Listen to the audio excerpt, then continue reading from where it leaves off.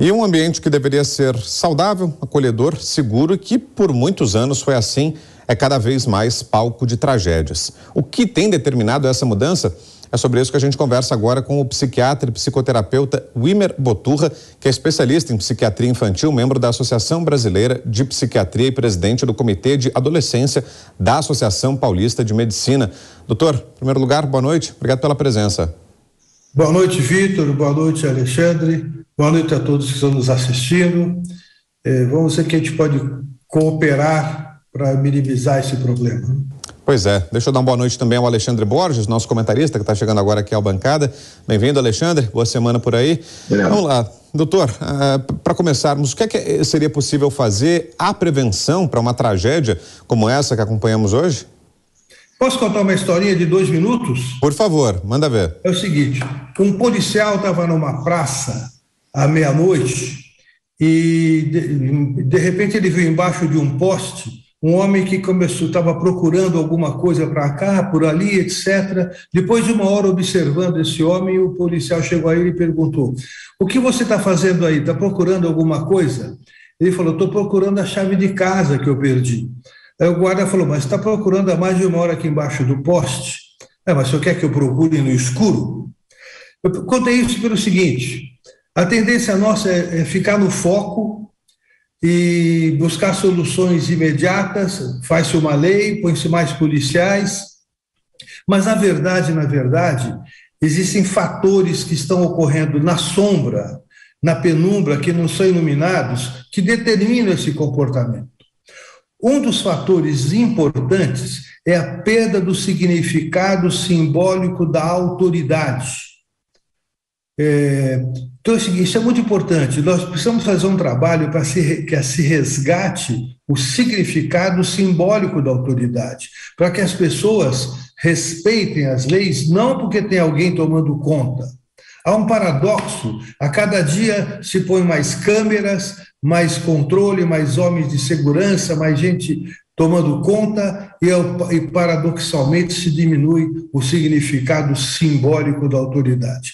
Então é preciso que se trabalhe, a prevenção é feita criando bons vínculos na relação pais-filhos, criando bons vínculos da sociedade com a função paterna que é exercida pelo Estado, pela universidade, pela imprensa, que cumpre a função paterna, e a função paterna bem cumprida, bem executada, ela cria quadro de referência para proteção, para ter escapes para os conflitos, para ter soluções. Em síntese, é isso. Borges. Boa noite, professor. Eu estava dando uma olhada nos casos americanos, onde eles têm essa preocupação com prevenção e essa tentativa de entender quais são aqueles pequenos sinais que um adolescente pode dar que poderia em algum momento evoluir para algum tipo de comportamento violento ou até uma tragédia como a gente viu hoje. Eu sei que esse tipo de coisa a gente não prevê, mas aparentemente tem alguns sinais preocupantes, um comportamento agressivo, ou um isolamento, ou uma introversão além do normal, ou problemas muito sérios de relação com o pai e filho. Enfim, é uma soma de coisas, postagens violentas em redes sociais, uma certa fascinação por violência, uma série de coisas. O senhor vê algum tipo de validade nisso? Porque uma coisa que eu li é que a maioria das ameaças ou sinais de ameaças de alunos não vão, na verdade, acontecer, não vão a lugar nenhum. Mas toda ameaça deveria ser ao menos olhada. O senhor concorda com isso? E que tipo de sinal que um adolescente pode dar que poderia ser considerado uma ameaça ou algo que deveria chamar a atenção de professores e diretores de escola? Ou até dos amigos, dos colegas de sala? Se valoriza muito esses sinais, dizendo que a criança que fazia experiências ruins com passarinhos, com bichos, etc., tem alto risco. Mas, na verdade, esse tipo de sinal, se nós observarmos a quantidade de pessoas que apresentam esses sinais e as que efetivamente transformam esses sinais em ação, é uma proporção, um disparate. Então, se formos ficar atentos a todo e qualquer pequeno sinal, nós não vamos mais ter tempo de olhar para nada. A verdade é que, nesse caso especificamente, ele deu um sinal gritante, grande. Foi até feito um boletim, ele mudou de escola, quer dizer, aí já temos sinais gritantes. Mas todo jovem, todo adolescente, é preciso que tenha um pouco de agressividade, que ele possa expressar essa agressividade de alguma forma. Então, o problema não está na agressividade expressada, está na agressividade recalcada, na agressividade reprimida, que ele desloca para uma outra coisa. Então, esses sinais se valoriza muito e se cria pânico sem oferecer soluções precisas para isso. Agora, doutor, um fator relativamente novo é o acesso à internet, né? E esse acesso vem se dando cada vez mais cedo, né? Hoje, até as crianças, né? Não só os jovens, não só os adolescentes ou os pré-adolescentes, como foi nesse caso de hoje, têm acesso à internet, não, até crianças, né? Cada vez mais cedo. As crianças já têm acesso à internet. O senhor colocaria esse como um fator que pode também acelerar a detonação de episódios como esse, na medida em que há acesso até a conteúdo violento, a casos assim, né? Enfim, a inspiração, né? Essas crianças, esses jovens acessam, há uma fascinação. Quando há essa fascinação que o Alexandre colocou até, né, sobre armas de fogo, episódios violentos, enfim, é muito fácil acessar esse tipo de informação na internet. Existe esse fator também, e qual o papel dos pais, doutor? Esse é um fator que existe, mas olha o seguinte, a internet tem a possibilidade da diversidade. As pessoas podem procurar coisas contraditórias, informações boas, ou procuram informações ruins. Há um trabalho sobre neurociência mostrando que mais de 90% das nossas ações são determinadas pelo próprio desejo do indivíduo, e ele usa o fator externo como justificativa para suas ações. Então, a internet é mais um fator que pode ser usado, ela pode até de alguma forma ensinar, mas na verdade o problema principal vem de dentro da pessoa. Eu acredito que o que precisa existir, na verdade, é um acompanhamento psicológico, um acompanhamento. As escolas deveriam ter psicólogos, profissionais treinados para compreender mais os alunos, além dos professores. Colocar na internet um pouco dessa responsabilidade, não dá para tirar totalmente a responsabilidade da internet, mas seguramente a necessidade do indivíduo é maior e usa racionalização. Um outro exemplo que se dá é o bullying, por exemplo. Ele sofreu bullying, fazia bullying. O bullying, quando começou a ser levantado como um problema, ok, ele faz todo sentido ser levantado, mas depois de um dado momento, ele passa a ser utilizado como justificativa para ações. Então, aquela mesma instituição que foi criada, o bullying que foi desenvolvida, foi descoberta, revelado, ele passa a ser agora apenas uma justificativa, ou seja, mais um motivo que a pessoa tem para pôr fora os seus impulsos destrutivos. Alexandre. Bom, quando acontece algo dessa natureza, normalmente volta essa discussão sobre maioridade penal, se é 18, se é 16, se é 14, e aí vem um menino de 13 e faz essa coisa horrorosa que foi feita hoje. A minha dúvida é da sua opinião em relação a essa questão da maioridade penal. Esse garoto de 13 anos, ele seria mais um caso de polícia, de acompanhamento? Como é que se diz? Eu sei que, claro, não dá para entrar no específico do caso, porque aconteceu hoje, não se conhece o menino, mas dando uma olhada geral, um menino, um adolescente de 13 anos que comete algo assim, depois vai para a delegacia e friamente descreve tudo o que fez, dizendo que faria de novo com a maior tranquilidade, até, de certa forma, pelo que a gente viu, espantou os policiais pela frieza e tal. Como é que o senhor vê, assim, existe uma idade mínima, não existe, onde esse garoto tem consciência do que está fazendo, não está? Como é que o senhor vê essa questão? Isso é muito complexo, né? Que se fôssemos favorável a baixar a maioridade penal para 14 anos, esse teria 13 e o que nós teríamos feito não teria adiantado nada, né? Aqui nós temos que observar o seguinte aqui, nesse caso nós temos que olhar o transtorno de caráter da pessoa. Quando a pessoa tem uma doença, um transtorno psiquiátrico, geralmente os transtornos são tratáveis.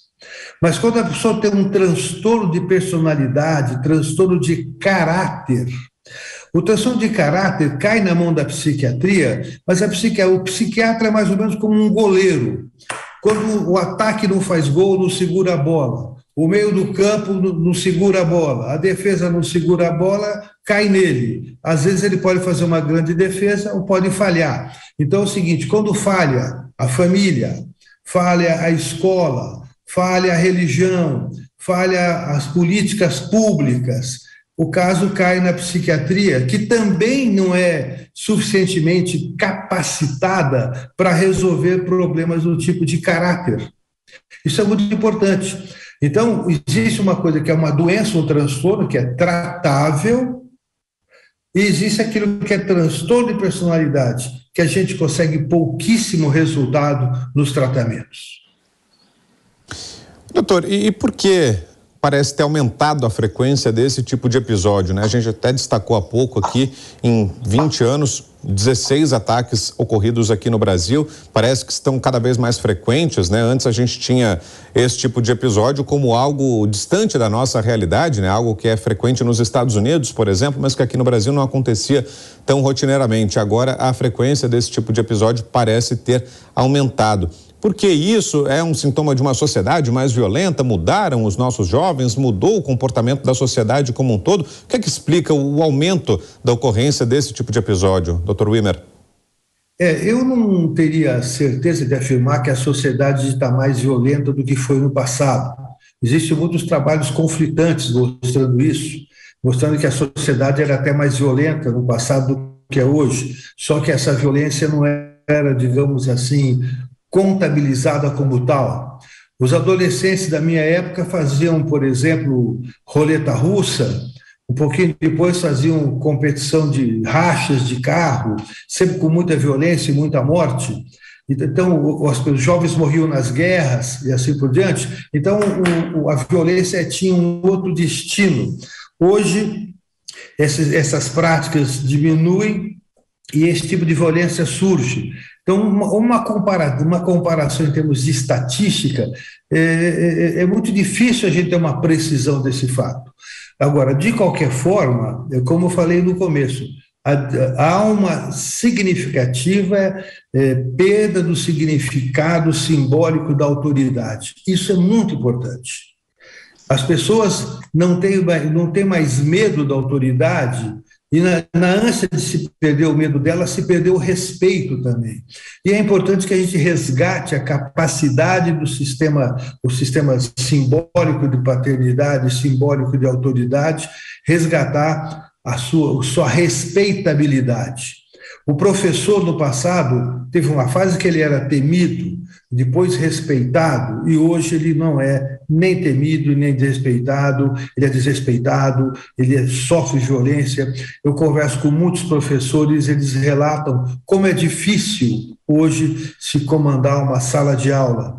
Eu mesmo, durante o tempo que dei aula na Faculdade de Medicina, nos últimos anos, a gente vê que os alunos não eram mais da forma que eram alguns anos antes. E tem explicação para isso, doutor? Até desculpe interrompê-lo, mas tem uma explicação para isso, para essa perda de autoridade, para esse fenômeno que o senhor descreve? São vários aspectos, né?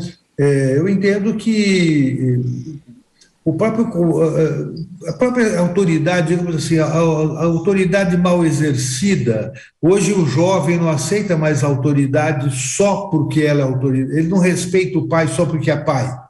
É preciso que essa autoridade tenha conteúdo que gere respeito. Então, são vários aspectos que acontecem, inclusive o sistema de informação, muita grandiosidade, isso é muita coisa dramática. Existe um comportamento de pais, mas se nós vemos na sociedade, na mídia, infelizmente, que são fenômenos chamados grandiosidade, que é assim, tudo é muito grave, para o outro nada é tão grave. Ou sempre acontece isso, ou nunca acontece isso. Famílias que têm esse tipo de postura, e hoje nós vivemos na própria mídia, nessas questões da politização das informações, uma sistemática perda de credibilidade. Porque eu lembro vocês quando havia a campanha Droga Mata, primeira campanha que havia contra a droga no passado. Essa campanha criava um pânico, uma visão grandiosa demais sobre o problema da droga, e o pessoal falava assim, eu conheço uma pessoa que usa droga e não aconteceu nada com ela. Ou seja, a grandiosidade gerava uma perda de credibilidade.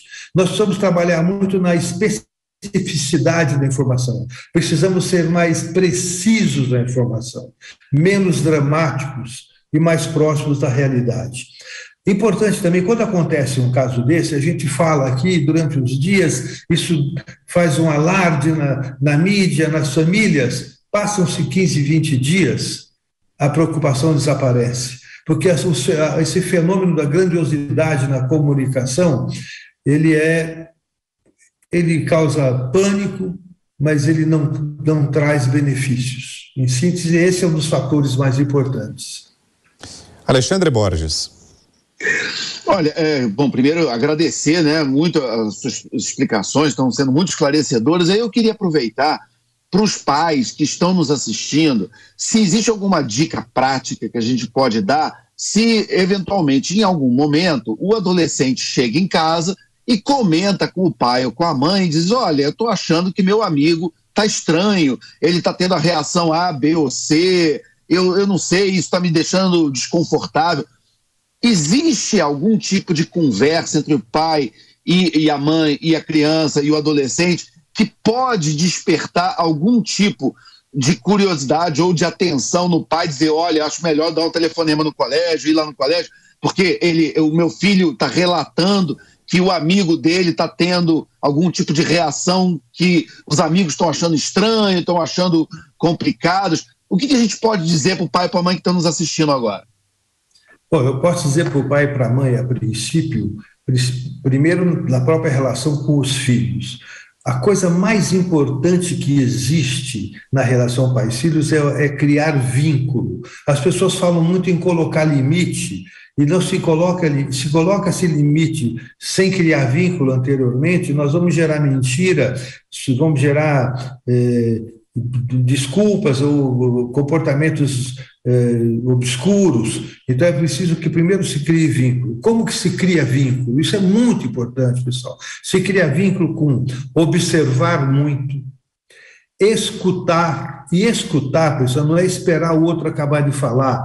Escutar eu penso sobre o que aquela pessoa, que aquele filho me disse. Então eu preciso observar muito, escutar. Se fala muito em diálogo, o adulto tem que entender que diálogo significa a possibilidade de que eu mude de opinião ouvindo o que o jovem fala.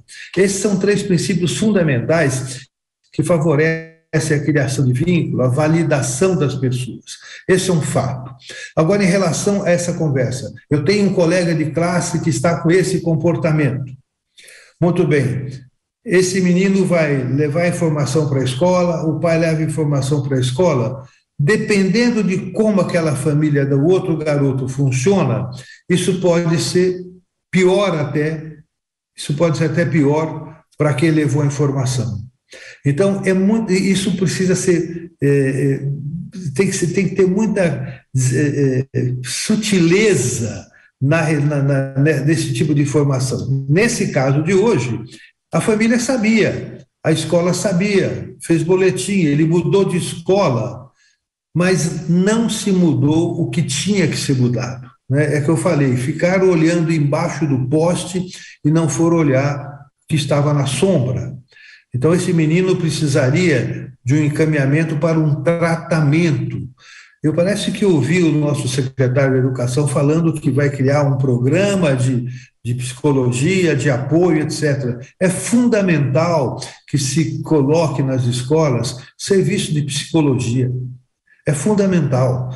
É uma atividade que pode trazer muita diferença na abordagem das crianças e na prevenção de todos esses problemas que são crescentes.